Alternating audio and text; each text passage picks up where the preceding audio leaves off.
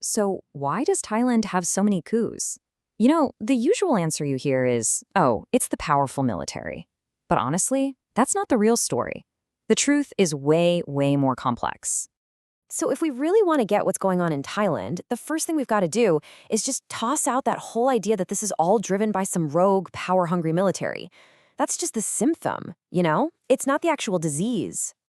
The real disease, well, it's this. It's a total structural breakdown. Imagine this. Thailand has a system where you can actually win an election, get all the votes, and then you can't govern at all. Winning the election doesn't actually give you the power to rule the country. How wild is that? Okay, so what is this huge, fatal flaw? Well, it's this deep, permanent conflict between all the key power players in the country. They just cannot agree on who actually has the right to be in charge. And that makes the entire system, well, it's basically unstable by design. And here they are. These are the 5 big forces that are constantly at odds. You've got the traditional establishment, right? The monarchy, the bureaucracy, the military. And then on the other side, you've got the voters, the urban middle class, and the huge rural majority. The thing is, for each of these groups, when another one wins, it feels like an existential threat. And there's no referee, no one they all trust to make the final call. And this whole conflict, it just explodes every single time there's an election. You'd think an election would settle things, right? Nope. In Thailand, it's like pouring gasoline on a fire. And what's just fascinating to me is how the exact same event can be seen in 2 totally different ways. For the rural majority, an election win is like, finally, for the first time, the state actually sees us. It's validation. But for the urban elite, for the establishment, that exact same result feels like, oh no, the state is slipping from our hands. It's a full-blown crisis for them. So here's the absolute key takeaway. An election gives the winner what you could call the legitimacy of numbers. I mean, they won, fair and square. But, and this is a huge but, it doesn't give them the legitimacy to govern. The other power players, we're talking the courts, the bureaucracy, the military, they just don't accept it. And they start working to undermine the new government from the second it takes office. And this whole gridlock, this total paralysis, it's only possible because of another even deeper issue. There's this other authority that exists completely outside of the whole democratic system, an authority that, frankly, is never really explained. Okay, so on paper, Thailand is a constitutional monarchy, but that constitution has to exist next to this unwritten but totally supreme moral authority that belongs to the monarchy. This parallel power structure is protected from any kind of public discussion by the lèse-majesté law. In practice, that law is just a powerful silencing tool. It makes it pretty much impossible to even ask questions about how all this works. And look, this is not like the monarchies you see in Europe, where it's mostly symbolic.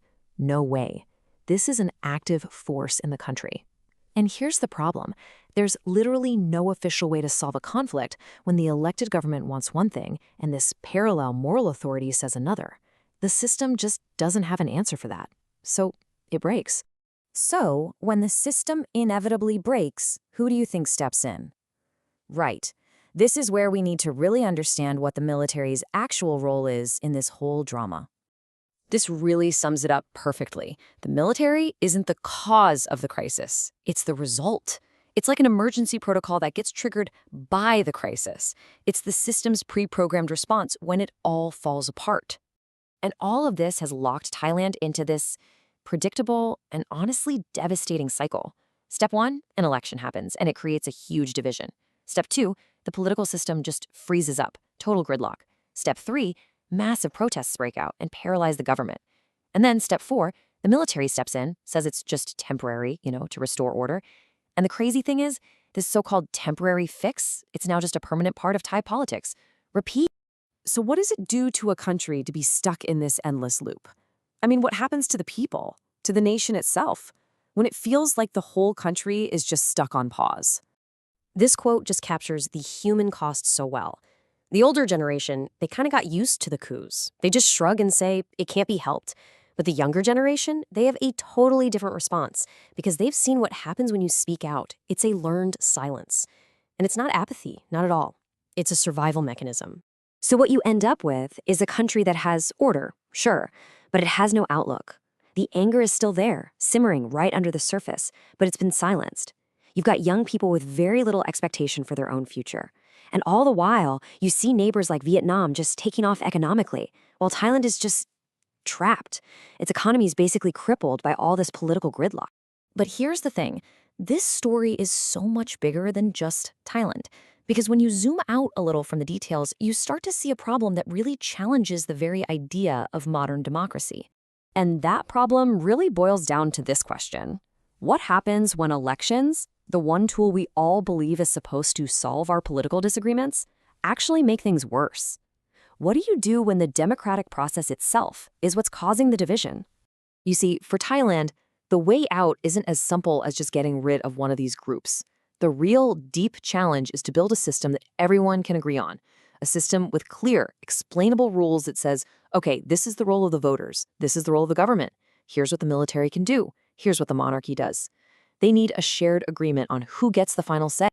And you know what? That search for agreement in a society that's just so deeply divided, that's a struggle that's happening everywhere.